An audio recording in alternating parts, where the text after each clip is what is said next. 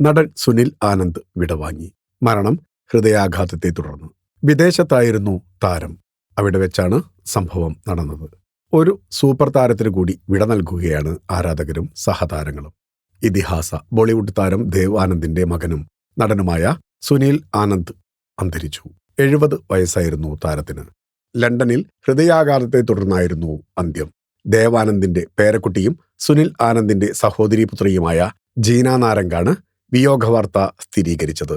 ദേവാനന്ദിന്റെയും പ്രശസ്ത നടി കൽപ്പന കാർത്തിക്കിന്റെയും മകനായി സ്വിറ്റ്സർലാൻഡിലെ സൂറിച്ചിലാണ് സുനിൽ ആനന്ദ് ജനിച്ചത്. അമേരിക്കയിൽ വിദ്യാഭ്യാസം പൂർത്തിയാക്കിയ ശേഷം 1984 പുറത്തിറങ്ങിയ ആനന്ദ് ഓർ ആനന്ദ് എന്ന ചിത്രത്തിലൂടെ അച്ഛൻ ദേവാനന്ദിനൊപ്പം ബോളിവുഡിൽ അരങ്ങേറ്റം കുറിച്ചു. ചിത്രം ബോക്സ് ഓഫീസിൽ പരാജയപ്പെട്ടു. കാർത്തീഫ്, മീനാക്ഷി ശേഷാദ്രിക്കൊപ്പം മേം തേരെ ലിയേ എന്നീ ചിത്രങ്ങളിലും അഭിനയിച്ചെങ്കിലും വിജയം കണ്ടെത്താൻ സാധിച്ചില്ല. പിന്നീട് അഭിനയ രംഗത്തു നിന്ന് പിന്മാറി.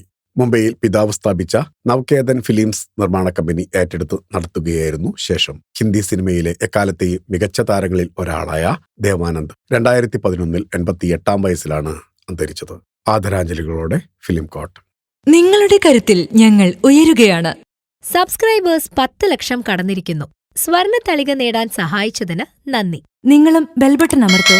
നല്ല വാർത്തകളുടെ നോട്ടിഫിക്കേഷൻ ഉടനെത്തും. വിശ്വസിച്ച് ഒപ്പം നിൽക്കുന്നവർക്ക് ഒരിക്കൽ കൂടി നന്ദി.